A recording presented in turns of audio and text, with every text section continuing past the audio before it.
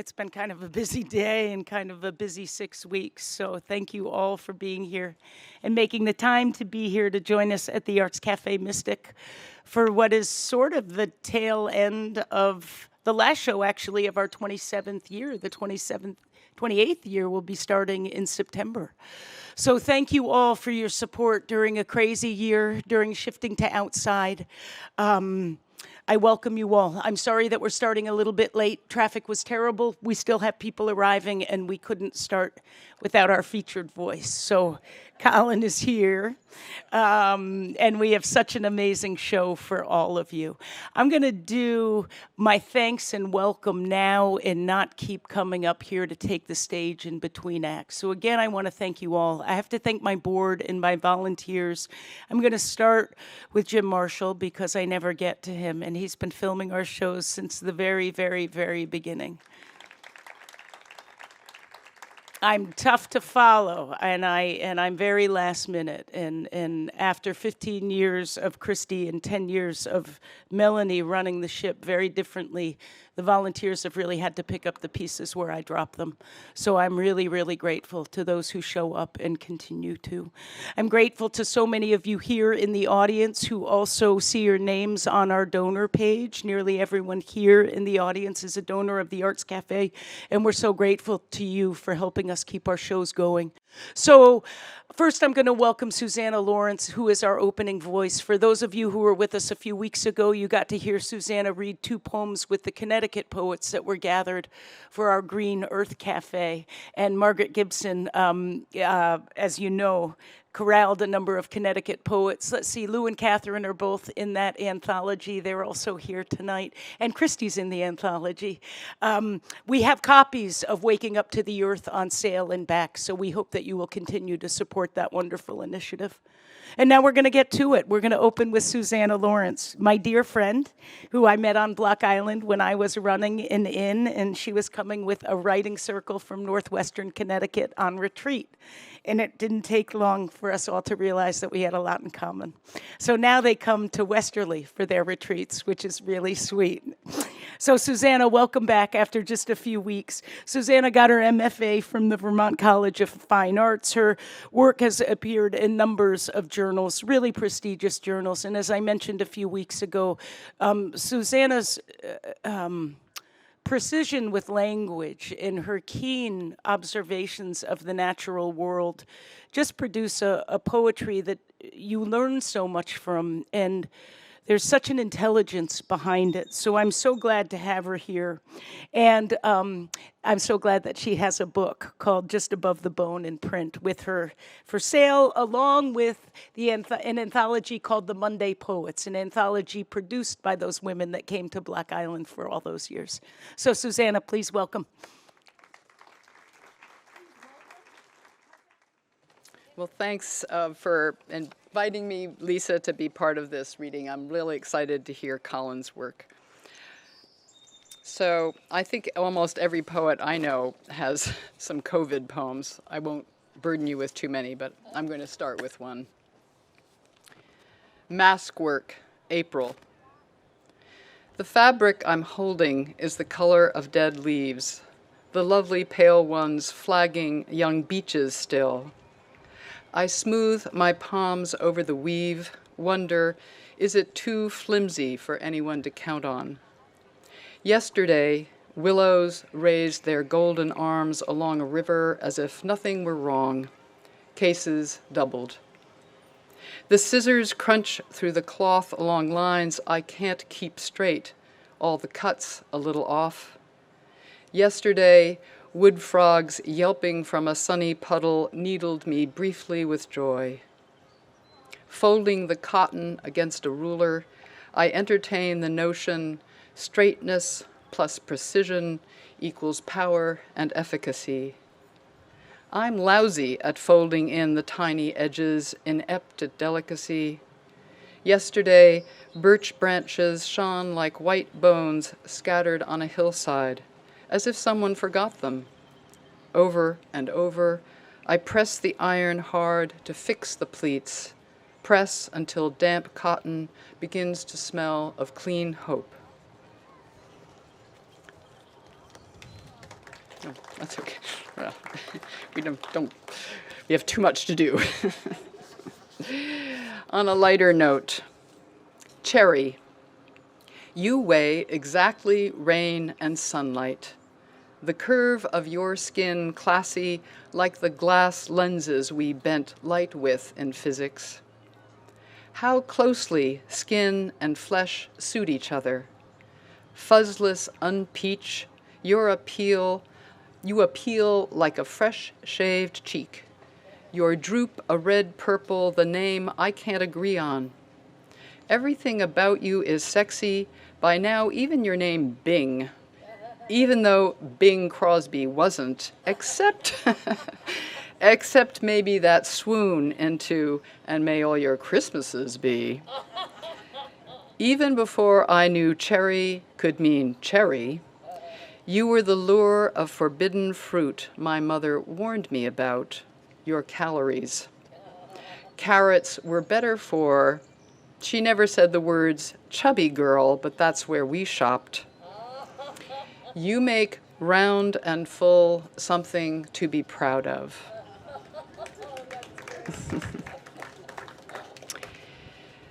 This is for my brother who died way too young. Stepping over the property line. I stumbled across a car hood upended in the woods, a powdery blue spangled with holes. In a small town, there's always someone ready to lie. Lately, that's me. The local dogs bark when I get too near. I pretend to throw a stone. They pretend to retreat. My friend's chemo has flooded her street, water lapping at her upper floors. Everything is getting better except what isn't, sunny day after sunny day. If you lose a brother young, you carry him like glass only so far into the future. These skinny woods are nothing like the burnt cathedrals where fire has eaten centuries overnight. Did you know we can record our final words on a website so our voices last forever? A good thing? Yesterday, I borrowed my brother's 22, each new hole a tiny window.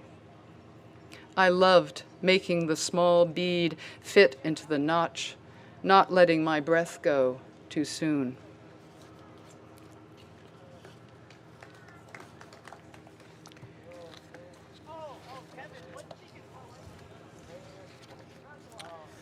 Little choices. His face is cataclysmic, raw, gouged, the way young mountains are, fresh from a few million years of shouldering up, of ice scour.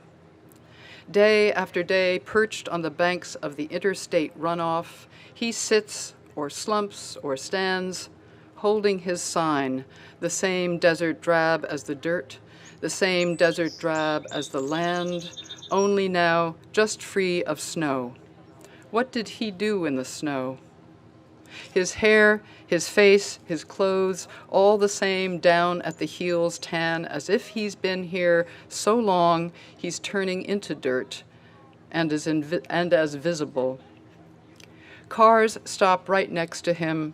Drivers look past him for oncoming traffic, ease quickly into their lane, their faces blank, as mine, for I don't linger either. After all, no place to park, no shoulder to rest on. I'd have to throw my money out my window, but I don't. And it's not as if I'm a bad person. It's as if he spent years on a dust planet and landed here just a day or so ago, thinking he'd find the inhabitants friendlier. He's learned a few simple words, written them in letters he's still not good at. I'm hungry, please help.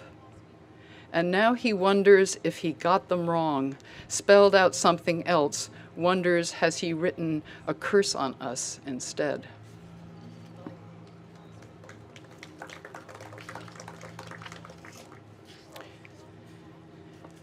I write a lot about nature, and sometimes people say things about that don't sit right with me. Quandary in which my dead parents make a brief appearance. I'm trying not to write a nature poem. I hate the term nature poem. Someone asked me if I was still writing nature poems, as if nature poem were a small animal with large eyes and amusing habits, living inside a fence with a big sign that says, "Do not feed the nature poem." But I'm not sure how to do this when it rained so hard in the night the sky seemed to be melting away. Maybe I could interrogate how hard the wind blew if I were to compare it to my father's drinking problem. He didn't really have one, though my mother asked him to give up gin. "It makes you irritable," she said. The words nature poem make me irritable. But really, I can't ignore that bluebird I'm seeing, a fat cylinder hunkered into the cold on its branch. How tough it seems, this tuft of feathers, the weight of a stamp and a legal envelope. And where the green silk of meadow grass shines and the bee balm flurries in sudden gusts, I see butterflies, clouded yellows, everywhere flying low, battered back and forth but undeterred, and making their way into this poem where one settles on the back of my father's hand, as it used to be, his long, tapered fingers curved around an inch of bourbon in a glass, while my mother says, "Oh, Jimmy, look."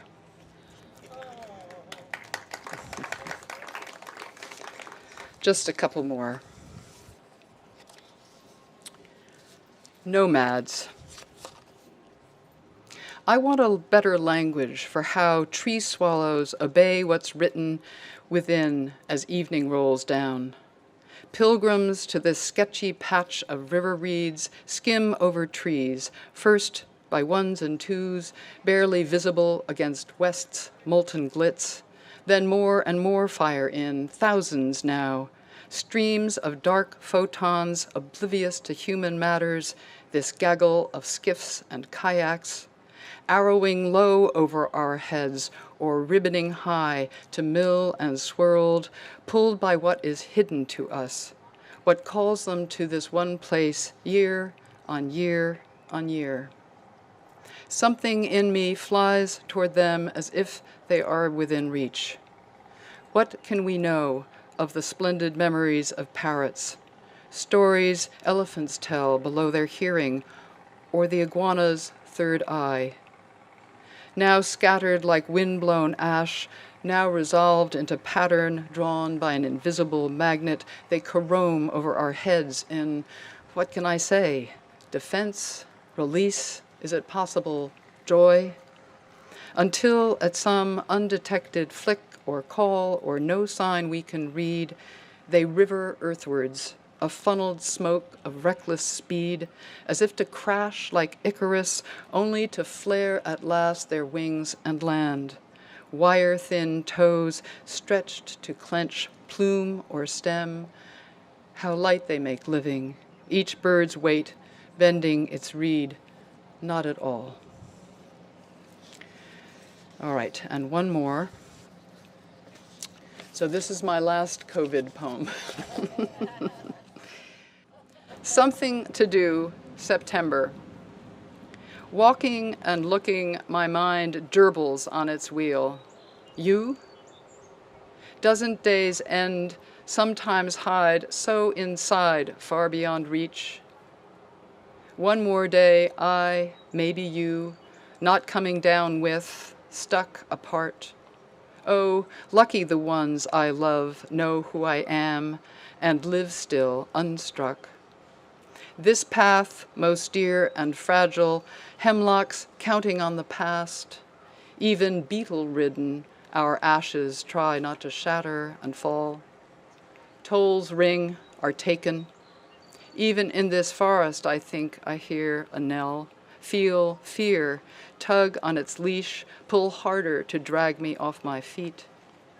When light makes a quick pass at one patch of earth, it draws my lean in, my bow, over green-nested moss, starred and tender to my palm, trips me grateful for this hit of yes, of blessing, that smells of needle and rot, of dark and folding dirt. Where you are, I hope you keep watch for it, a slip of relief, forcing its green tip up through an uneven crack in the air. Thank you. So there's not much to say, you could tell or show. So I'm just going to introduce you to my great friends, Ricardo and Bernadette Pitts-Wiley, who I first met when I was the Poet Laureate of Rhode Island, and I got involved with their wonderful theater, Mixed Magic Theater in Pawtucket. They are here today with their Exalt Choir, and we are so lucky to have them here with us. Please welcome Bernadette and Ricardo Pitts-Wiley.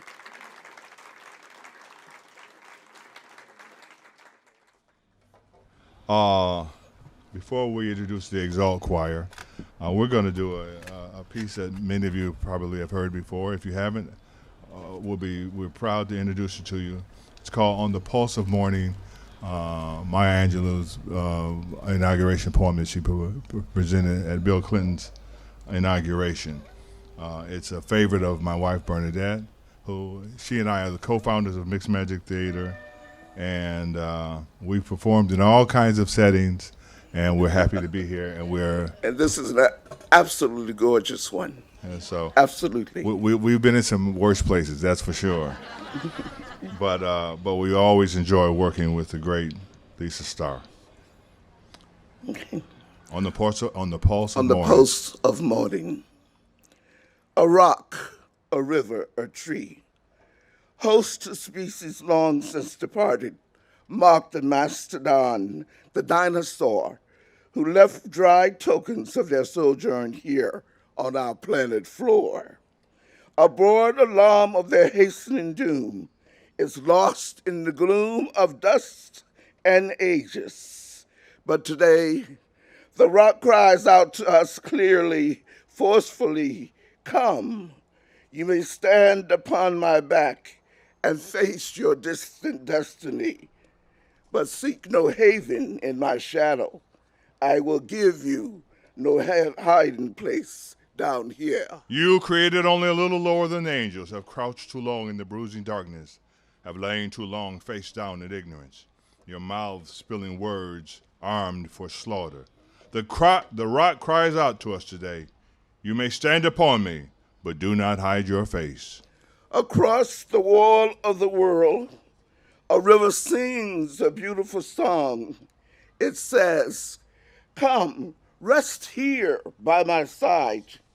Each of you a bordered country, delicate and strangely made proud, yet thrusting perpetually under siege. Your armed struggles for profit have left collars of waste upon my breath. My shore, currents of debris upon my breast. And yet today I call to you by my riverside, if you will study war no more. Come, clad in peace, and I will sing the songs the Creator gave to me when I and the tree and the rock were one. Before cynicism was a bloody sear across your brow, and when you yet knew, you still knew nothing. The river sang and sings on. There is a true yearning to respond to the singing river and the wise rock. So say the Asian, the Hispanic, the Jew, the African, the Native American, the Sioux, the Catholic, the Muslim, the French, the Greek, the Irish, the Rabbi, the prince, priest, the sheik, the gay, the straight, the preacher, the privileged, the homeless, the teacher. They all hear the speaking of the tree. They hear the first and last of every tree speak to humankind today. Come to me, here beside the river. Plant yourself beside the river. Each of you, descendant of some passed-on traveler, has been paid for. You, who gave me my first name, you, Pawnee, Apache, Seneca, Cherokee Nation, who rested with me, then forced on bloody feet, led me to the employment of other seekers. desperate for gain, starving for gold. You, the Turk, the Arab, the Swede, the German, the Eskimo, the Scot. You, the Ashanti, the Yoruba, the crew. Brought, sold, stolen, arriving on the nightmare, praying for a dream. Here, root yourself beside me. I am the tree planted by the river, which will not be moved. I, the rock, I, the river, I, the tree. I am yours. Your passages have already been paid. Lift up your faces. You have pierced in need for this bright morning dawning for you. History, despite its wrenching pain, cannot be unlived, but if faced with courage, need not be lived again. Lift up your eyes upon the day breaking for you. Give birth again to the dream. Women, children, men, take it into the palm of your hands, mold it into the shape of your most private need, sculpt it into the image of your most public self. Lift up your hearts. Each new hour holds new chances for a new beginning. Do not be wedded forever to fear, yoked eternally to brutishness. The horizon leans forward, offering you space to place new steps of change here on the pulse of this fine day. You may have the courage to look up and out and upon me, the rock, the river, the tree, your country. No less to Midas than the mendicant, no less to you now than the Macedon then. Here on the pulse of this new day, you may have the grace to look up and out and into your sister's eyes and into your brother's face, your world, and simply say, very simply, with hope, good morning.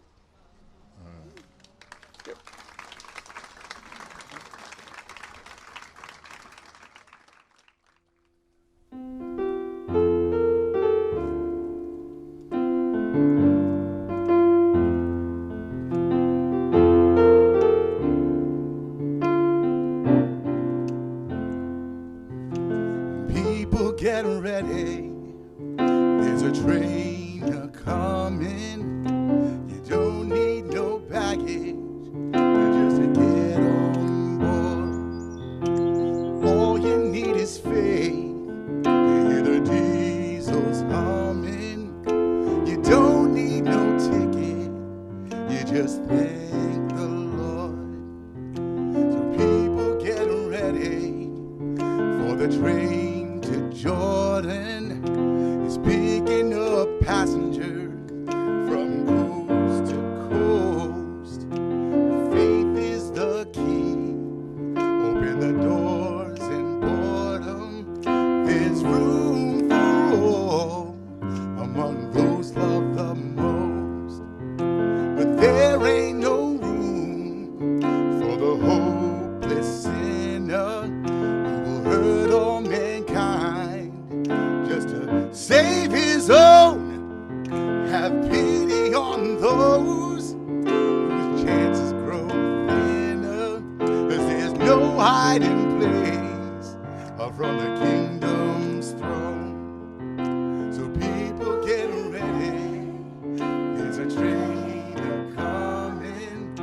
You don't need no baggage. You just get on board. All you need is faith. You hear the diesels humming. You don't need no ticket. You just thank the Lord. Thank the Lord. Thank the Lord. Thank the Lord. You just thank the Lord. Thank the Lord. Thank the Lord. Thank the Lord. You just thank the Lord. Thank the Lord. Thank the Lord. Thank the Lord. You just thank the Lord. Thank the Lord. See, the train is coming. Thank the Lord. You don't need no baggage. Thank the Lord. You don't need no ticket. You just thank the Lord.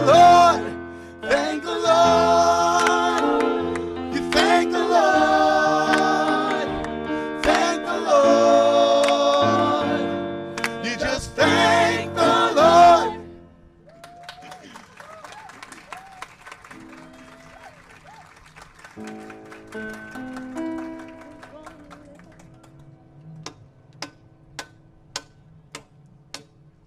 gonna let nobody, Lord, turn me around, turn me around, turn me around. Ain't gonna let nobody, Lord, turn me around. Keep on walking, keep on talking, marching up to freedom land. Ain't gonna let race hatred, Lord, turn me around, turn me around, turn me around. Ain't gonna let race hatred, Lord, turn me around. Keep on walking, keep on talking, marching up to freedom land. Ain't gonna let segregation, Lord, turn me around, turn me around, turn me around. Ain't gonna let segregation, Lord, turn me around. Keep on walking, keep on talking, marching up to freedom land. Ain't gonna let nobody, Lord, turn me around, turn me around, turn me around. Ain't gonna let nobody, Lord, turn me around. Keep on walking, keep on talking, marching up to freedom land.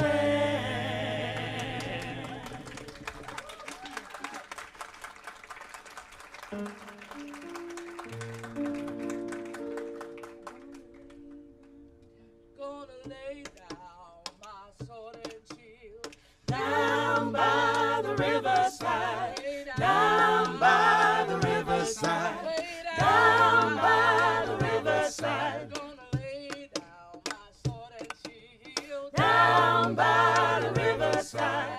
Study war no more. Study war no more. Study war no more.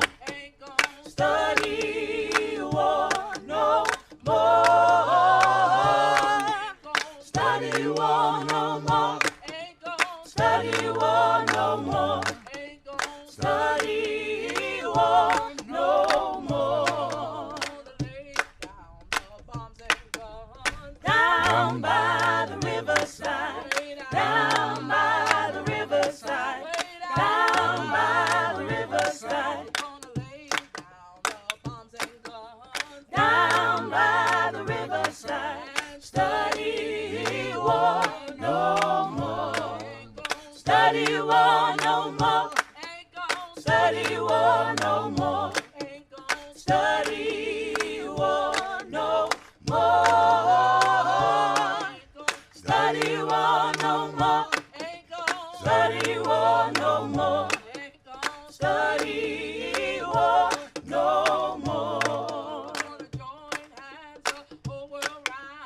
Down by the riverside, down by the riverside, down by the riverside. We're gonna join hands the whole world round. Down by the riverside, study war no more. Study war no more. Study war no more. Study war no more. Study war no more.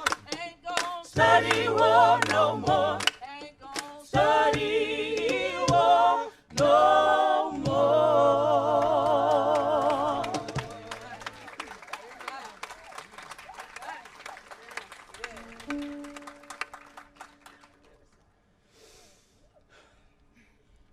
We shall not be moved. Oh, we shall not be moved like a tree that's planted by the water. We shall not be moved. We shall not be moved. Oh, we shall not be moved like a tree that's planted by the water. We shall not be moved. Fighting for our freedom. We shall not be moved. Fighting for our freedom. We We shall not be moved like a tree that's planted by the water. We shall not be moved. Singing everybody. We shall not be moved. Singing Stand up, everybody. everybody. We shall not be moved like a tree that's planted by the water. We shall not be moved. Stand up, everybody. We shall not be moved. Stand up, everybody. We shall not be moved like a tree that's planted by the water. We shall not be moved. We ain't going nowhere. We shall not be moved.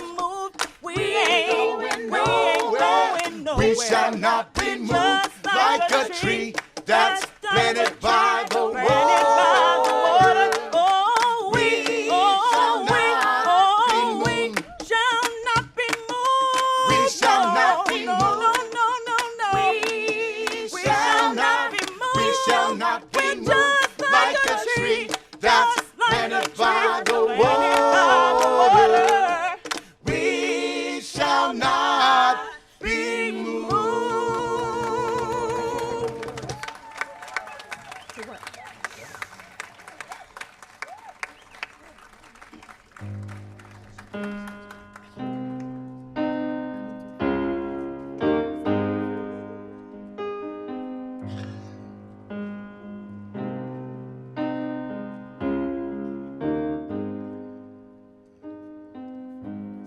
I don't feel no waste time. Come too far from where I started from. Nobody told me the road would be easy. I don't believe he brought me this far to leave me. I don't feel no waste time. Come too far from where I started from. Nobody told me the road would be easy. I don't believe he brought me this far to leave me. I don't feel no waste time. Come too far from where I started from. Nobody told me the road would be easy. I don't believe he brought me this far to leave me. I don't feel no waste time. I've come too far from where I started from. Nobody told me the road would be easy. I don't believe he brought me this far. I don't believe he brought me this far. I don't believe he brought me this far. I don't believe he brought me this far. I don't believe he brought me this far. I don't believe he brought me this far. I don't believe he brought me this far. I don't believe he brought me this far. I don't believe he brought me this far. I don't believe he brought me this far. I don't believe he brought me this far. I don't believe he brought me this far. I don't believe he brought me this far to leave me.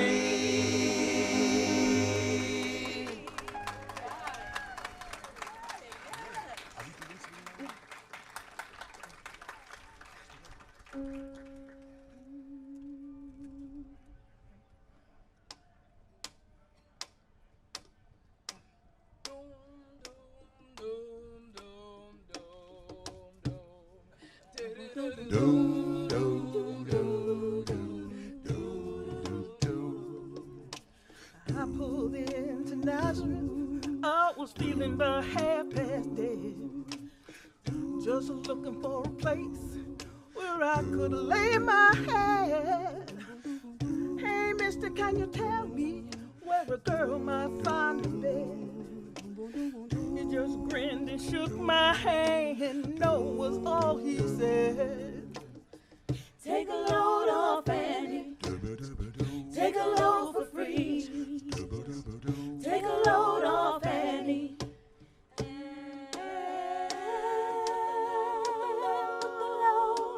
Right on me.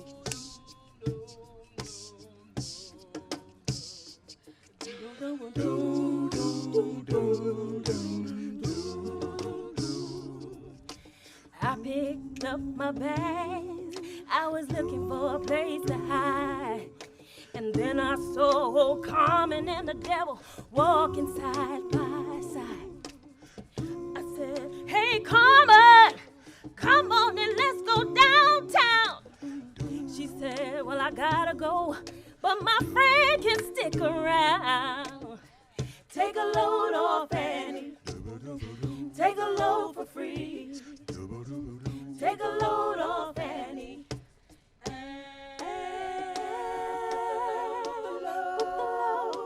Right on me.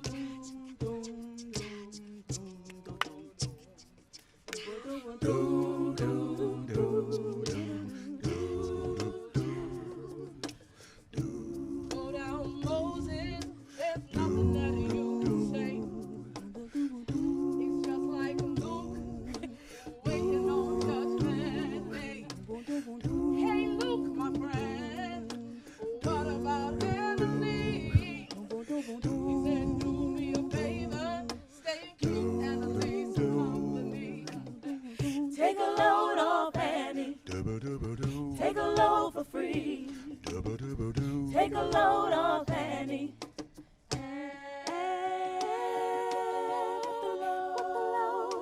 Right on me.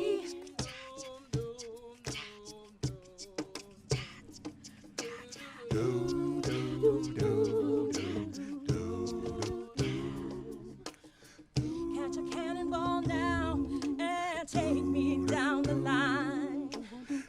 My bag is sinking low, but I do believe it's time to get back to Miss Fanny. Don't you know she's the only one who right here was God for everyone. Take a load off, Annie. Take a load for free. Take a load off, Annie.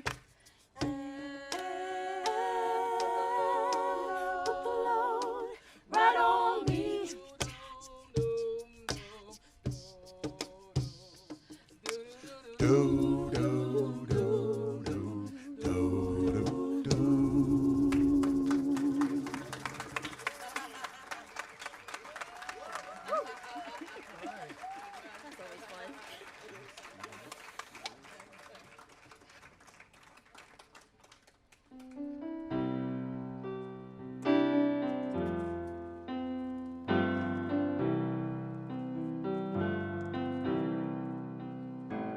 I'm tired and weary, but I must toil on till the Lord comes to call me away. Where the flowers are bright and the Lamb is the and the night is as clear as the day. There will be peace in the valley for me someday. There will be peace in the valley for me. I pray no more sorrow and sadness or trouble will be. There will be peace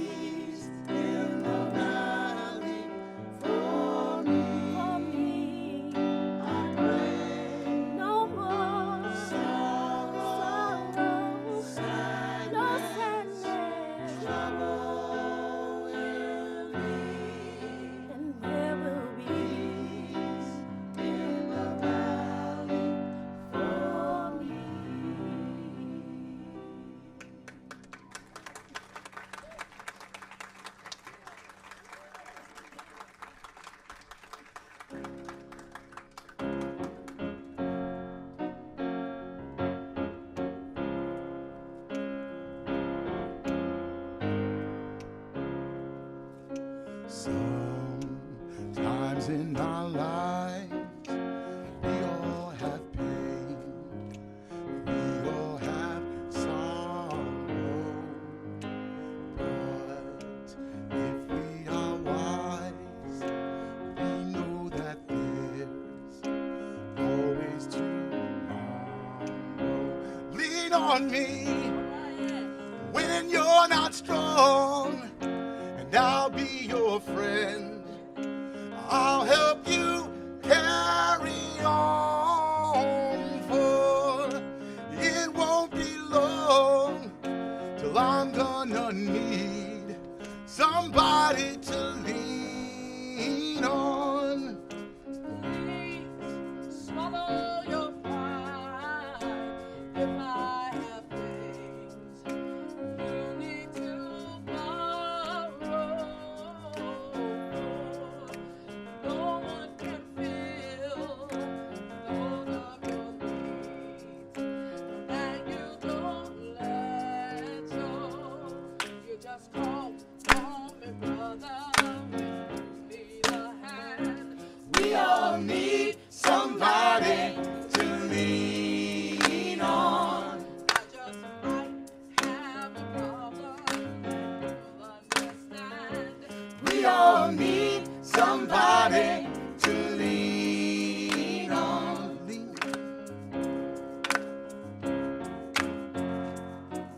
Hey, I think you know the words to this one. All right, you can sing this. Lean on me When you're not strong, and I'll be your friend. I'll help you carry on, for it won't be long till I'm gonna need somebody to lean on. You just call on me, brother, when you need a hand. We all need somebody to lean on. And I just might have a problem that you'll understand. We all need somebody to lean on. Lean on me when you're not strong, and I'll be your friend. I'll help you carry on, for it won't be long till I'm gonna need somebody to lean on. if there is a load you need to bear that you can't carry, no, I'm right up the road, and I'll bear your load if you just call me. Call me if you need a friend. Call me. Oh, call me. Call me. I'm right up the road. You can call me. Call me. I'll share your load if you call me. Call me. Oh, call me. Call me. Oh, call me. Call me.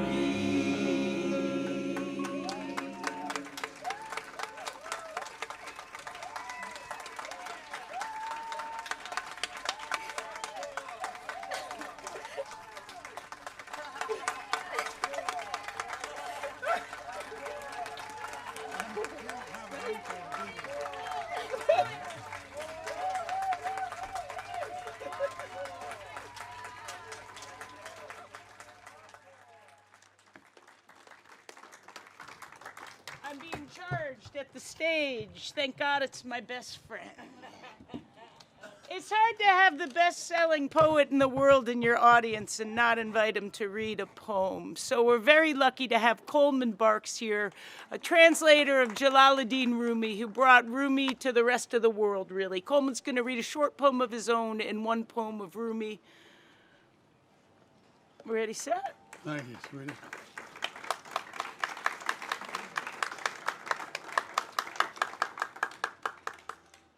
First, the poem by Jalaluddin Rumi, 13th century Islamic poet.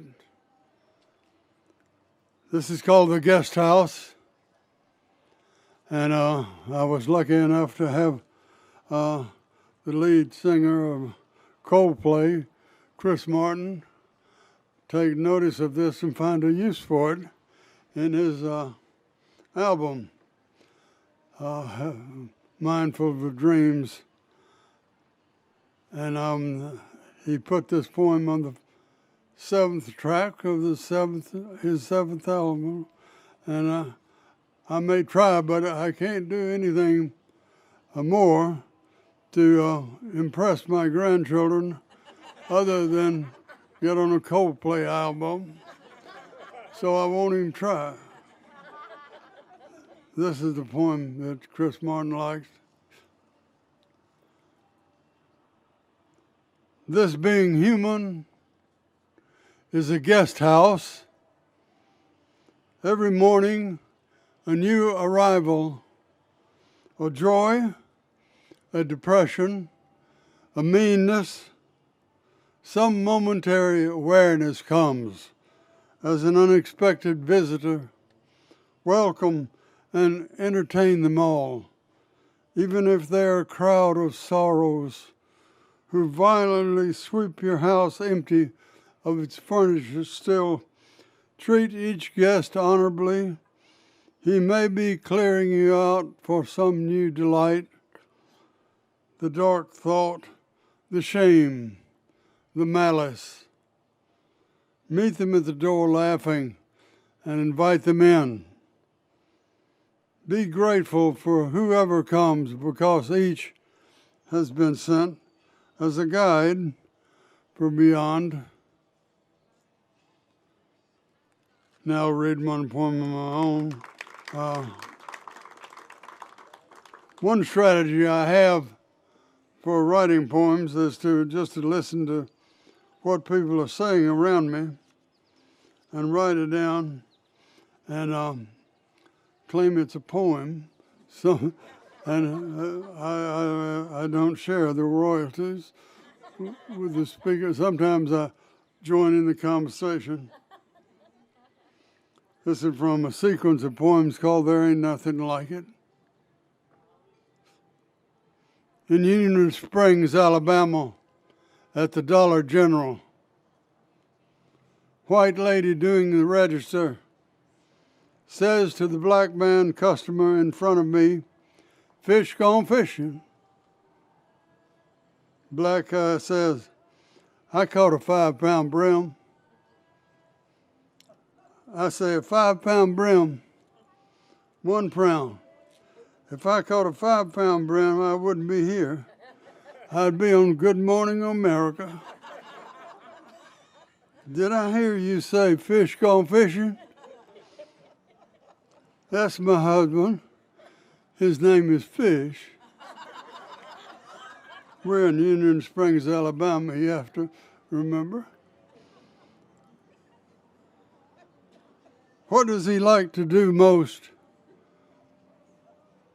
Pause. Then she and the black man say together, "Hunt." The man goes. She turns to me. "That's my neighbor. We have rounded a sweet corner." I do believe we have.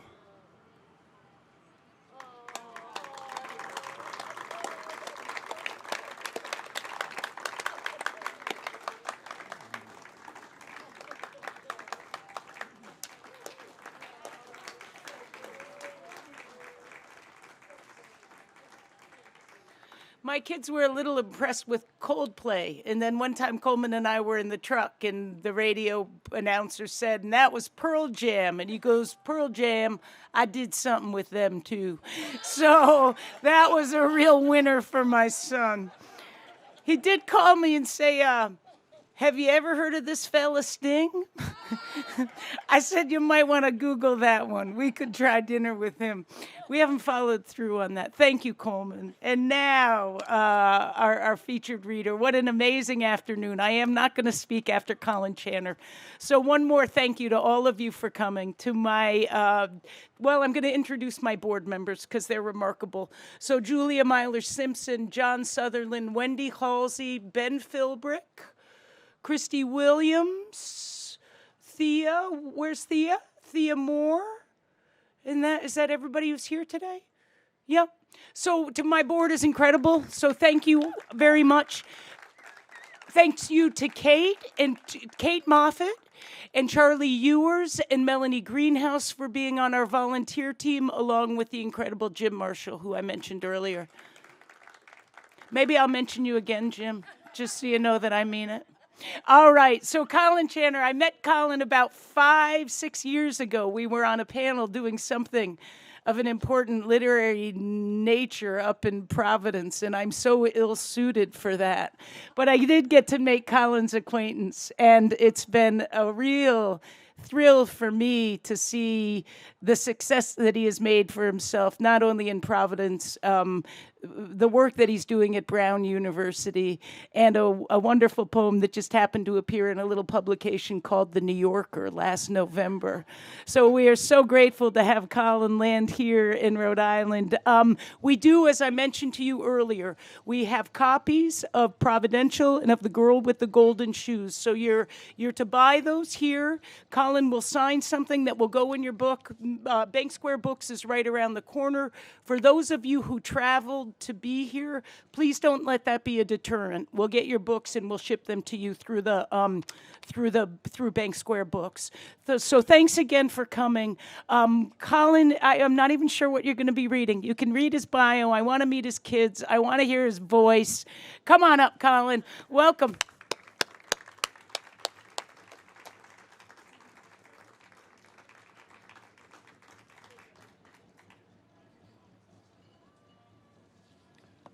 Thank you very much, Lisa. And Coleman, here you read, beautiful Susanna, and see the great Ken Bilby here, you know. And thank you everyone for coming out. Now, as a Jamaican, you know, when you have a chance to read in Mystic, Connecticut, you take the gig. Because I had another reading in Babylon, New York. I couldn't do that one. Can't do that one. Can't do that one. So my name is Colin. I'm from Jamaica. I know whenever I speak, people ask me, you know, where in France I'm from. And I have to say, no, I'm from Jamaica. That's my voice. And I write fiction, I write poetry. Today, I'm so thrilled to be here, especially at the invitation of Lisa Starr. You know, there are some people whose names are just prophecies. Francine Pross, Usain Bolt, Lisa Starr, you know. And she is a star in all our constellations, and we should give her a round of applause.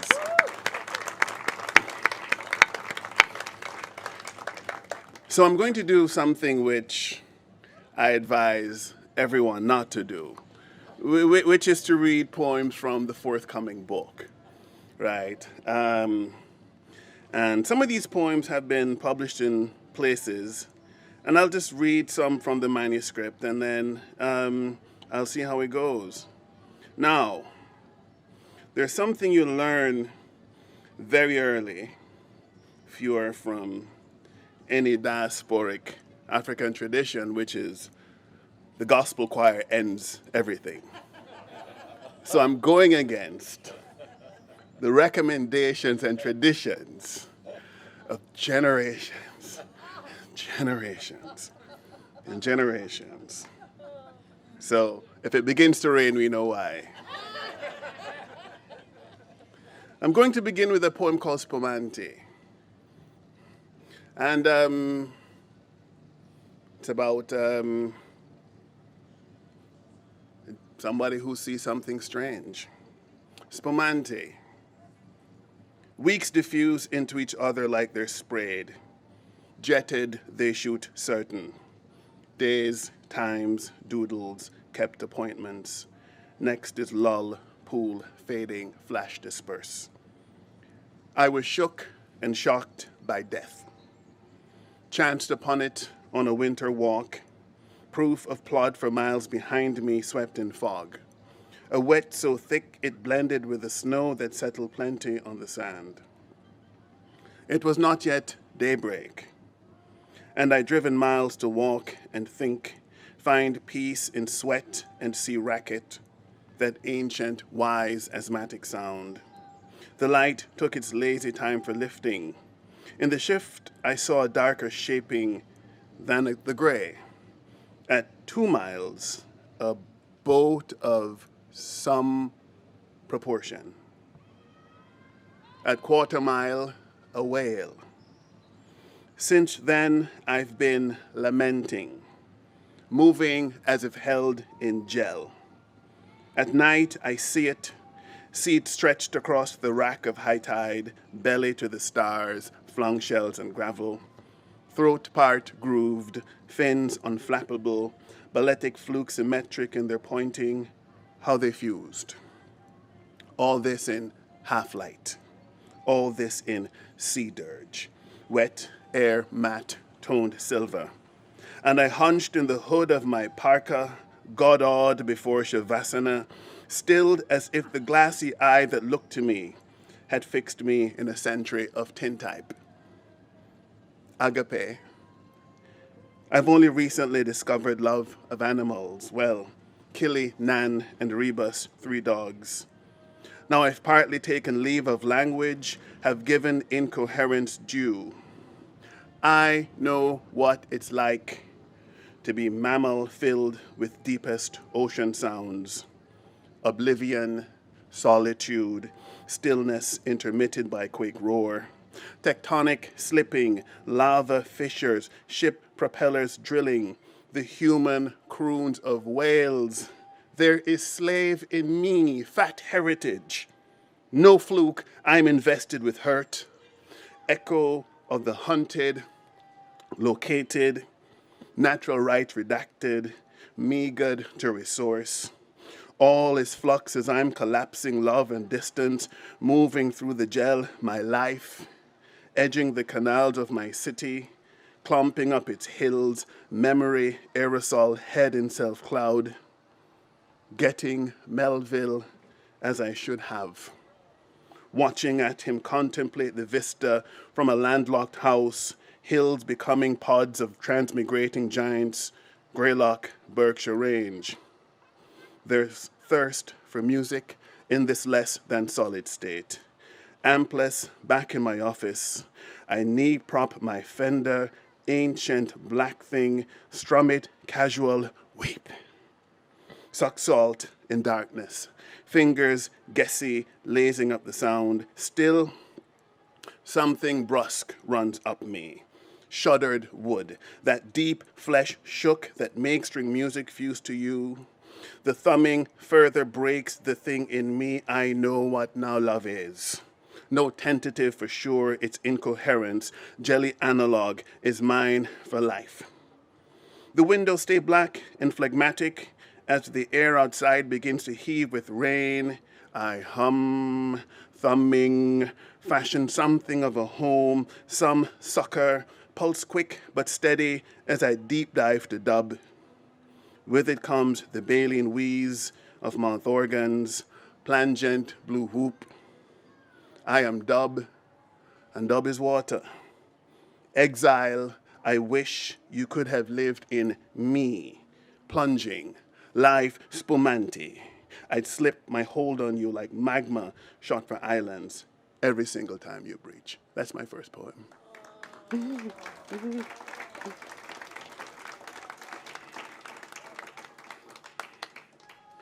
So, my mother is a cantankerous, uncontrollable woman. And when I was little, my parents divorced when I was young. I used to wonder, I said, my God, until I grew up to be an adult. And then I go, Daddy, I can kind of see it now. But I love her. My mother is a pharmacist. My father was a policeman. She was 5'2". He was 6'4". And he was afraid of her.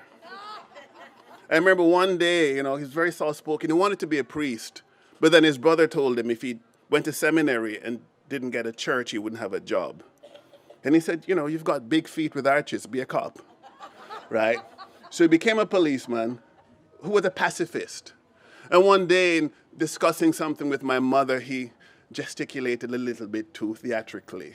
Like, but please, darling, please. And she said, Charlie, you know my profession. Don't gesticulate too broad. I can kill you in ways no coroner will ever find out.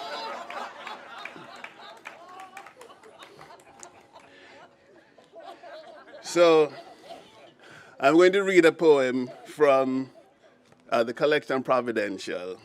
A lot of it is about Providence and Jamaica and things. So, there's a poem called Fugue in 10 Movements, and there's one section where I look at my my parents, right? If I can find it. This is my first reading in about 2 years, by the way. So I'm not particularly practiced. Not that I ever was, When I see Suzanne and Coleman, I go, wow. I'll huddle with them after so they can teach me how to really do this thing. So, all right. I think I find a thing. I think so. I can't find it. I read something else. All right. I'll read you a poem that is, you know what? How long could I have been weightless? So I love driving. I'm a driving person. And this is another poem set in the Berkshires. I lived in the Berkshires for half a year in 2019 at Amy Clampitt's house. I was the fellow there. And yeah, it really left an impression on me because it reminded me in many ways of where I'm from, Jamaica, right? How long could I have been weightless? After the smooth up-pull, the car dove fish efficient in the trailer's wake. By then the thick wheel cuts had tapered down the long curved grade, then vanished, leaving undulations in the drifts. All the way from Montreal through Frenchtown, Vermont, we'd held to, mostly all alone. Through nighttime Massachusetts, the Berkshires rhythmic now, the rise and fall of roadways lung-like up and down, the black outside squelching with each splat. The snow fell lazy seeming, but the mass had force to it, a will thrust like those of sea currents, and in the downrush, the car's back end began to flex. The side muscling came in series, ripples, quivers, pulse, and I was in it, counter-steering while the coffee spilled in the careening into, through, and out of what the frost-dimmed lights could see. All murk then. The whole world untrustworthy, murk and splat and speed and ridges. The wheel backlit by dials, the fingers in their grips, the road itself a reef, and I was skidding, tread and road unbonded into flight. How long could I have been weightless? Does it matter now? I reach now to recall what flew by me. Trees in kelp shadow, jellied embankments, snow shoals, formations of a world so much like ours, just underwater. Glimpse of where we're headed by degree. 4 wheels on the snow again, clutching, shifting, easing down, compression bracing on momentum's rush, I saw it. Deep snow swashed in fan pattern to the breadth of the road, the white rig turned over, red stamp on the side of it, strike of harpoon. What fluke of luck had saved me? Which flake launched me to air, to water, racing my breathing, slowing me down? So I moved to America when I was 19. Thank you.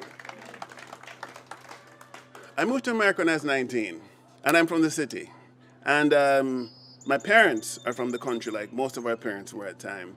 And when my parents divorced, my mother didn't like our family, and they didn't like her, right? So we didn't visit them. And my mother didn't like my father's family, so we didn't visit them either. So I grew up really as a Kingstonian. And I left Jamaica, and in fact, I know the language of American topography more so than I know that of Jamaica. And it's, you know, when you're a teenager, you're not interested in birds and animals and that kind of thing. Not really. So there's a kind of way in which I lament that. But it's, you know, we are who we are. So it's a walking poem, and I'm realizing I've been doing lots of walking lately. Walking and driving. There's the word Cromanti in the poem. The Cromanti are a nation that's in current-day Ghana. And the Cromanti, and Ken will tell you that a lot of the population of Jamaica, a good amount of them, are Cromanti. So there's a real deep-rootedness. And a lot of the Cromantis fought for their freedom, went in the hills, and became guerrillas, right?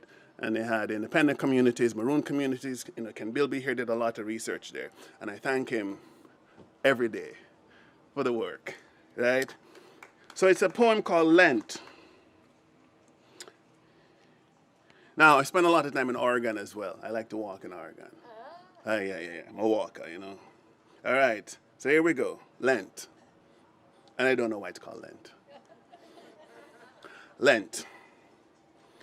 I mount a crest in coffee country, and it's Oregon. In all directions, ridges saw the Caribbean out of view. In these wet mountains, cliches of the tourist board elapse. Beach fables die famished, palms straggle, get left behind as pine and casuarinas gather up in bamboo lushness with the blue maho. I'm backpacked like a turtle, urgent, slow, flat-footed, flippered in caricature, years after the surgery and the knees just not the same. But why am I sloshing fact with expectation? Age is desiccating, cartilage fails. And why confabulate? In this wetter ecotone before the clouds dismiss the fog and claim the forest, green is dense as smoke. At this height, the road from Kingston show themselves, escaped undressing runaways, tarmac, gravel, track, and I sense ahead of me oblivion in the green absorbing white gray silver, the clouds among the roots of trees a shifting, wisping thing. I'm elated and embarrassed. Seeing relations of what ought to be disparate is my living, my burden, my habit, my gift. I left this island early, never learned to love with value in my language, my fishes, my birds, my trees. As I do without my contacts, I see what's there but not apparent, sense essence, trace travels, overdubbing, map. In this way, I'm kin to semi-literates, brother to naives, error maker, I navigate on faith. Small point, none of these trees are native. Like, well, me, in the generic, they were brought. And as I inch here in self-cloud, wrapped in dense wetness that's actual, glimpsing every now and then a farm, coffee bushes with red dotting, swerving with awareness of the contour lines, said farm, always well terraced. I imagine what it must have meant to be a bringer, one gifted with a say to make a cut, a shift, a graft, a quarter, suggesting by decree as interrogative, what if we bring this from there and make it grow here and transport it thusly so I can have more comfort in my part-time home? Mist, deep forest, and too much Derek Walcott, frankly, have a way of making poets fantasists or infantilists of exile. I left this all in swiftly. I've never lived on the West Coast much as Oregon, but I've been there. And those hills I walked beyond Portland called me home to here. These Arabica mountains draped in mist, cloud-covered as though modest, where creeks occur as sound, pulling me to Sahel travels, to courtyards marked by mud walls, spume fountains, to herd of women veiled. Here, hip shapes form out of rustle, Cromanti women ghost from shadow, gilly-plumed a century plus from patient self-erasure from the force of Bush's pen. Here, where slaves reconstituted, made war and news by raids from hidden passage, from quick effacing trail, I know each aqua pool gyrates below the river's urgent silver blatant, but I don't. I understand the colonizer. Get the substandard with an inkling of promotion lay elsewhere, perhaps feasibly, conceivably, perchance. Share the dubious heritage of gaze, of making all before me what I want, gating my imagined, seeing me in everything, accosting landscapes and handing them confessions, making them my subjects, what I study.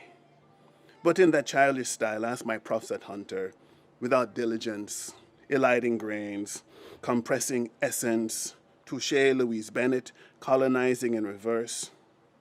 The remix is Dub's premise, reggae conquers, not maybe actual, but is how it sees the world. There is more to say on this. All I know is beyond these mountains is a Portland, a whole parish with beaches and soft valleys, classified from day trippers to the hills, banks of white sand umbrellaed by ferns, as Ken Bilby will tell you, cataracts with chromatic pools, slim and subtle falls. A poet said, and please don't quote me, that travelers are the last arrivants. Like soft waves, they come with sorrows. We regard them. Then they come with conquest. You. I am, and I am not. I accept this, but I don't.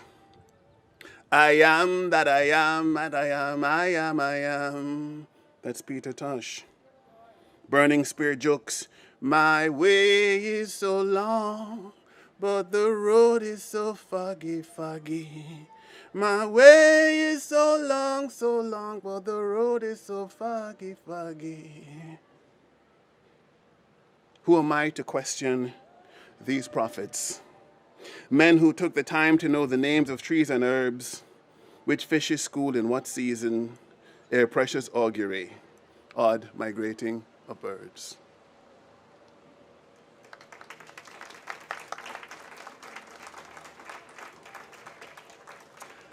So I'm going to read some, is anybody hungry? I'm going to read some food poems. You want some food poems? I gave some food poems. Now, I'm Jamaican by birth and Trinidadian by divorce, right? I love my mother-in-law so much. And we used to argue all the time, in good sport, you know. She put me in my place, and that's a mother-in-law's primary job. Put that spouse in place. And she has a lovely musical voice. Her name was Janet Fouché, and she's no longer with us. And you know, one of the things that death does, it brings us together, and oftentimes with food. We comfort with food, right? So a lot of this is in her voice. Now, pilau is like pilaf, right? Right. And, you know, you have chicken in it and thing, right? All right. Cuckoo is polenta, right? A kind of polenta. Escovitch is a kind of ceviche, right? Anything else you may need to know? I got it. Here we go. All the kinness in foil shrouds. For Janet Fouché. You call tilapia snapper's cousin. Kingfish, in-law like to shark. You style Jamaicans zealous with ginger, lax to mash all spice, good bad dough with soup. But all you do provisions clumsy. Yam ain't cut up like the meat. Jan Love, now you're silent, brazing in respect. Hat-lidded, eyes in owlish glasses, sclerotic wings crisscrossed. True grand, nomad for the youth them. Gypsy cabba to the track meet, the recitation, sweetie cupboard in the purse. We hushed toward your casket, filed the wooden pews, soto, organ, voce, can't feel the rhythm thudding out. When God dished you gerrigs, you took worship for the halt, and stayed the hobble. Said the drugs would make you dunce. Now here you lie in garnish, room reserver at the Motor Inn checked out. If I go, I'll maybe toast you at the banquet. Gourmandize while ruing. Nod thanks for cuckoo warm when offered. All the kinness in foil shrouds, transparent caskets, roti skins I leave with. The odor of belonging in my hair. Prick crown of jerk, of curry, of escovitch and gungu, of sorrel and white rum. Mother of my no longer wife, death vexes, long to fight with you. Boy, bigger cock than you does crow and end up in pillow.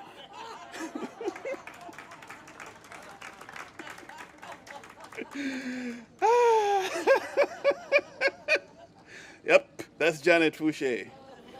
So, read another food poem, right? And it could be interpreted as a love poem. I don't know, maybe love of food. I don't know, I'll let you decide. I'll just read two more, this one and one more, yeah? Mons of Luke al dente. And this is set in Providence, kind of-ish. Basil from a pot on the veranda. Overpriced pinole and pimientos pressured into dust. Brassy oleo from TJ's rumored virgin, Greek alleged. Israeli sea salt from Whole Foods. And Parmigiano Reggiano from that shop in Wayland Square. Well, a senora with a Spanish-speaking helper and the bum preserved by lunges reaches from her core for briny lemons, brie and sausage, taut ficelle flown in from Orly and loose tea. To pestle proper is a patience, squelching herbs and oil without no spillage, stone to stone is zazen for the savage, corn in practice, jag believe. If you did there, baby love, I would have fed you. Fess up to the slip up with the garlic as we lapse in chairs outfolded on the pout projecting from this brick-faced building where in daytime June-tucked herbs in earthen gardens get full dandy for the sun. If you did there, baby love, yours would be bow ties pesto dyed, bow ties and Torontes, Mendocino short of gelid, pampas golden sipped in spade. That slab table from the picture you joked of as embuttered with thick books, I'm there now, taking succor in a mons of Luke al dente as I doodle and address pink post-its like postcards. I mammer to your belly's ear hole as you do your what you do there in your way off near far town. Did you think a year would pass before I got the what you wrote of the lemons, how when fixed in salt they tang the tongue? Tonight I cleared a spot, annulled my mustache. Have a bow tie. Let the salt and sour wince you. Spring a nib of pea.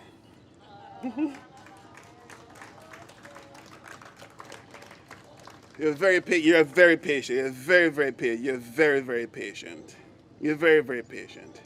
So, you know, some of the best kinds of love are platonic loves that could be something else, and you're not making it something else. And this is a poem about two people who just happened to start visiting with each other, right? And one of the figures is an Indian man from Jamaica who makes these traditional earthenware pots called yabas. And they can be small, they can be big, they can be tall. Mr. Bilby will tell you about them, right? Right?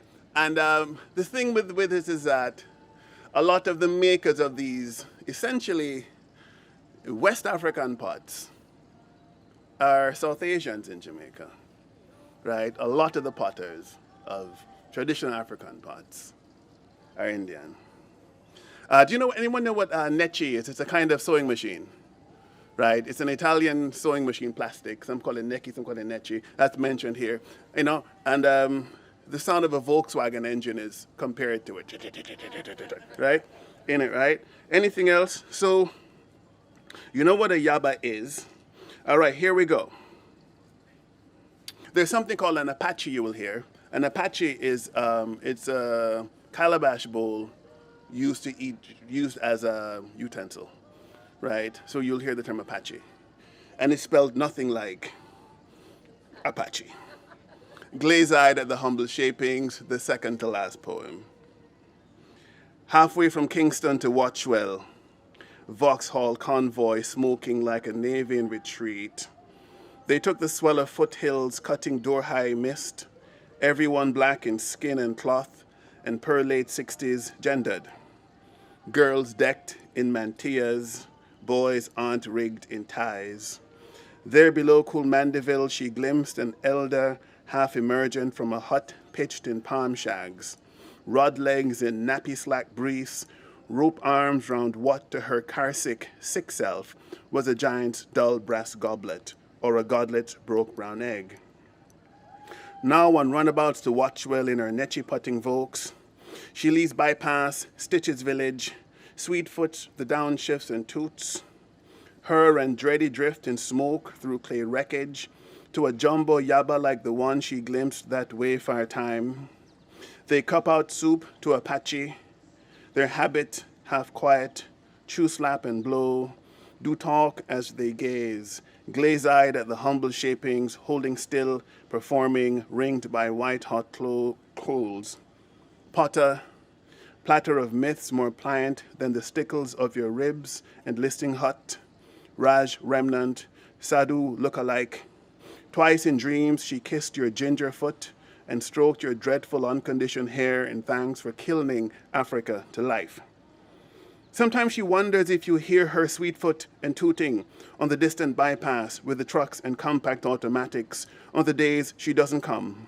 Or if you understand in man's language that each time she doesn't take the ruts along the main her convoy sailed on to mourn her granddad's death in Watchwell that wayfar time, it's her who sends the dogs and goats to tack as if aimless past your rock reef of Maidstone to that horseshoe of crabgrass at the lank door where you greet them, uplifted palms clay stubborn, posture like an oracle's, eyes tinted turmeric with burnt-in disillusion for the soul's them gone tinish while you work the weight.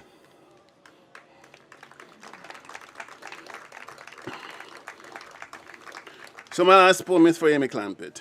And Amy Clampett is an important poet to me for many reasons. One, she's a damn good poet, one. But also, two, you know, when she won the MacArthur, she put some of that money away for a fellowship for other poets to stay in her house. And they could stay there for it used to be a year, and you stayed there and took care of everything. And it's right in Lenox, Massachusetts. She also, her first book came out, she was 63. Oh yeah, absolutely. Yeah. Very inspirational and just a good writer. When I went to Lenox, it's really interesting, you know, how the sort of questions of the outdoors and who has access and who has citizenship in the outdoors. Because sometimes the outdoors are not welcoming to all, right? And I remember when I went to Lenox, one of the first things I did, because I knew I'd be there for 6 months and coming in at all hours, I went to the police station. Right, I went on the police station and I said, you know, ding ding, you know, let me in. You know, behind the, you know, the bulletproof glass reminded me of Chinese restaurants in Brooklyn. You know, there is something in Brooklyn called bulletproof Chinese, right? Half a chicken and fries. And I said, hi, listen, I need to know where some things are at the supermarket, etc., right? Because I'm new in town. I'm just down on Stockbridge Road there. Do you know where I can find a supermarket? It's a Sunday. The cop said, yeah, sure. So what's your name? It's Officer Duval. I said, my name is Colin, right? And I said, Robert Duval, he knew not of what I spoke, right? So I said, listen, so he told me where to go for a supermarket. He said if I wanted shishi stuff, I could go to this other place, right? But if I want regular folk stuff, I said, I want regular folk stuff. I didn't let him know how shishi I can be. So anyways, so good. So then, 2 weeks later, I'm driving down Stockbridge Road, a little too quick. and I see ahead of me a police cruiser.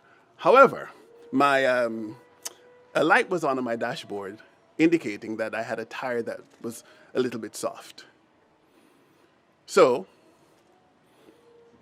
you don't drive past a policeman, you pull into the policeman. I pull in, and I get out of the car, right? And I walked in and said, "Hi, officer." And he turns his window down. I said, "Hi." I said, "Officer Duval, my friend." I said, "Listen, listen, I went to Kennedy Park. I loved it. I found the supermarket. Thank you." He goes, I said, "It's me from," he goes, "You look different." I said, "Maybe I grew a little beard or something." He goes, "Okay." I says, "Listen, my car, I need some air. Do you know where I can find a pump?"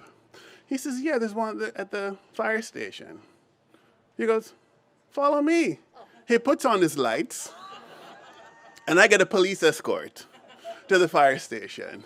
He pulls in, I pull in. He says, "Wait." He brings it out. He pumps my wheel. Right? So guess what? Life is complex. So, Officer Duval and I developed a friendship. We went to Tanglewood once. Yes, we went to Tanglewood once, yeah. He goes, "I kind of like it a little bit." Right? And if we saw each other, "Oh yeah, going to Shakespeare and Company. Just cutting through," right? So but the Berkshires, it's so much like the Caribbean. They're extremes of things. So you've got your wealthy places, and then you've got your struggling places, right? And they're very close together. But also, too, there's a season. If the summer season doesn't work in the Berkshires, many people feel it. If winter season doesn't work in the Caribbean, many people feel it. And in places in the Caribbean like Anguilla or the Turks and Caicos Islands, which are not independent, they're still colonies of England, a lot of the same people who go to the Berkshires in the summer go there in the winter. And so these places are kind of related. I remember when I interviewed at Brown, there's a question about, how would I, being from Jamaica, if I would like New England, really. I lived here for a while. I said, well, everywhere New England conquered was New England. So that makes me one too. I'm from New England. Jamaica was New England, Trinidad was New England, everywhere is New England, right? And, I was christened in the Episcopalian Church. I know the hymns, the cod that fed labor came from these waters. There's no relationship, so I'm good. So this is my final poem, right? For Officer Duval, my bona fide brethren, right? Who I'm not sure is still aware who Robert is, right? But that's all good, right? Everyone knows what Kripalu is, right? The yoga place. Okay, good. And everybody knows Edith Wharton's place in Mount, right? Right? My God, it's a great place, right? Good. So those places are here. Everybody knows where Oaxaca is, right? Yeah, right? And everybody knows what Chacolina is, right? Oh, you must drink some when you're done. Go to your favorite wine bar and say, "I'd like some Chacolina." It's a kind of effervescent white wine from the Basque country. So, it is called In Fuging Wake. Amy Clampett, for you. Casual, flitting skin of cucumbers over a wide metal bowl. Catcher for the harvest from the summer market. That cosmos of virtue. Jug bands, frailed banjos, picked mandolins, tomatoes as a toddler sees them, mitts of stars. I feel a comet trail of shiver where my sternum is. That bone high school posters flat out to a Roman sword, but dug up horrors prove as dropping bombs. I know it's nothing serious, which worries. I'm known to be pulled along and flipped in fuging wake. It's good this happened at the sink.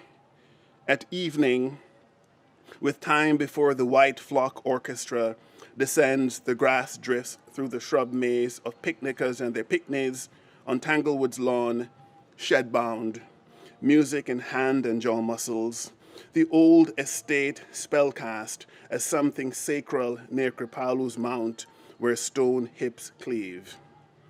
I'll be there in the back with maples, oaks, or birches, X-legged with chacolina for as long as I can bear. Cut jeans on the blue quilt gifted by a poet from Oaxaca to embrace my then small children when I wasn't home. And here I am, not home again. Months here in this cottage, in this rumple range terrain. Summer homestead of phantasmal ease, Shakespeare by starlight, Martha Graham's Wraithings, Mill Blood museums, high-priced downward dogs. And all year, inns in mansions, British-eyed manors, valleys with a semic oratory patterned with what private cars elided from Manhattan, big gauge rail. Once I swashed about a bend as if in winter on a sled, found origin, a high rock-faced bird fern, no curb, just bushing, then road so thin my silver comet must have singed that low stone fence stacked with logic like dry wood. Marker for the sheer fall to an olive river chilling 20 feet below, just lazy, just shiftless, not wanting to be Hudson or Mackenzie, Zambezi, Ob, Huang He, Porus, or Nile. Unambitious, but with hint in watermark it often spites, cussing sotto voce like my petty Rio Grande does, through what we scale-exempt Jamaicans call a gorge. Look good in the bushing, the bevel cut for rail. This flesh, in its not green greenness, comets me in slow arc to a beach in Anguilla, a place rolled and sprinkled with hotels, empire's latest quest. Cane nor cotton rooted here, despite keratoconic oversight. Oh, the whipped, when healed, have keloids, so the catting doesn't work so well, if those who love them don't know Braille. Bless fingerprints, we tell our food by skin. In this Eel Island's shallows, the skin of recollection peels, everts leisure, flips the calendar of ease. Winter is Antillean frolic season. Here, August blisters quick in air too damn sun strong. The comas by the like its Eid in the Sahara by religion close hotel obscenes.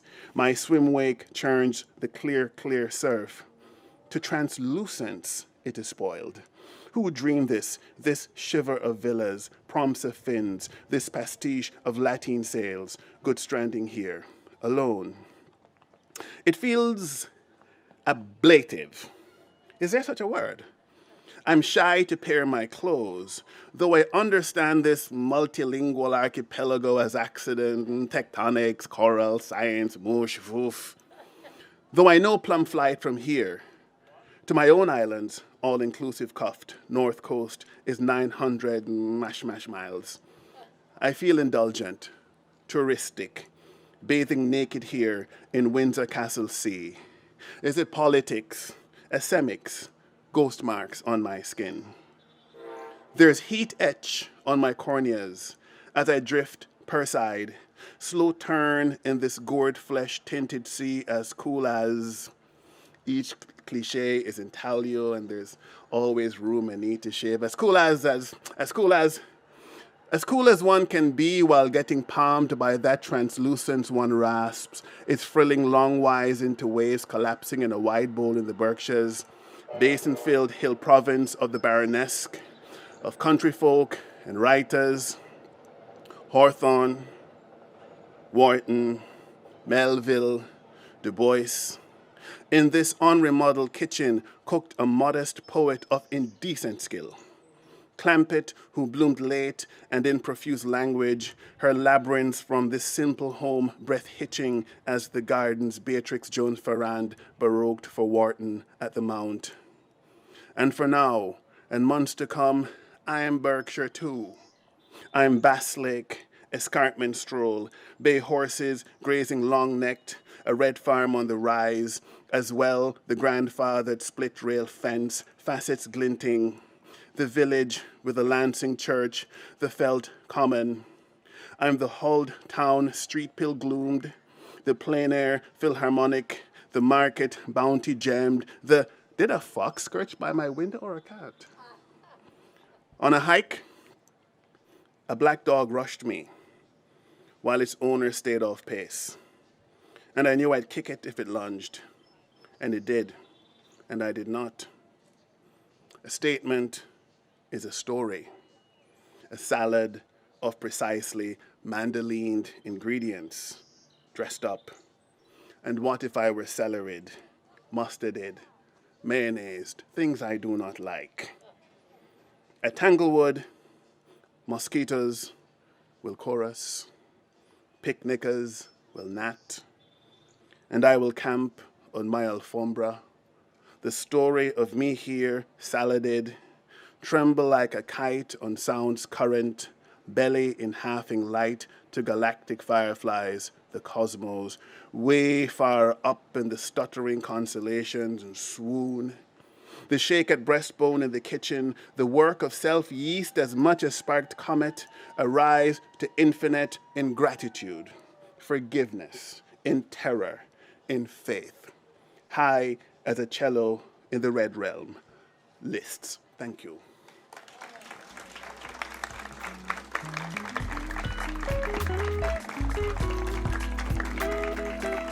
You're very kind. Lisa Starr. Can we have a round of applause for Lisa Starr? Susanna Coleman.